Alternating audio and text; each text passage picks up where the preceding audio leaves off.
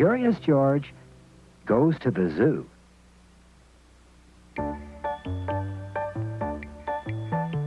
It's been a long time since we've been to the zoo, George, said the man with the yellow hat. Why don't we go? It was a good idea. So they got into their little blue car and drove off. There was a lot to see at the zoo. First, there were the giraffes with their long necks. So long, they seemed to reach to the clouds.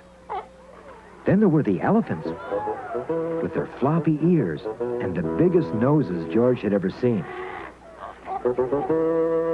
Then came the kangaroos, carrying their babies in a special pocket in their tummies. And then there were the seals. It was lunchtime, and many people were eating all around, in small cafes, on the park benches, and even on the grass. George was getting very hungry. I'm going to find out what time they're going to feed the lions, said his friend. You stay here and watch the seals until I come back. And don't get into trouble. George watched for a while. The keeper was feeding the seals some fish. It made George even hungrier. He wandered off. A keeper was walking by, carrying a pail with food for the monkeys. He stopped at the water fountain to get a drink and put the pail down. George grabbed the pail and ran away with it. Hey, you, the keeper shouted. Somebody stop that monkey. And he ran after George. George kept on running and held onto the pail. There was a crowd of people near the monkey house. Just the place for George to hide. Now he was safe. A little boy was standing near the cage. He was holding on to a red balloon with a long string.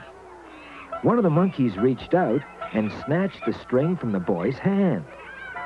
Then he ran up to the top of the cage and tried to squeeze the balloon through the bars. But the bars were too narrow. The other monkeys gathered and started to shriek and scream. The little boy was crying. Please, couldn't somebody get his balloon back? Asked the mother. But nobody could reach up that high. How good that George was a monkey. He climbed up to the top of the cage. Then he took a few bananas from the pail and fed it to the monkeys.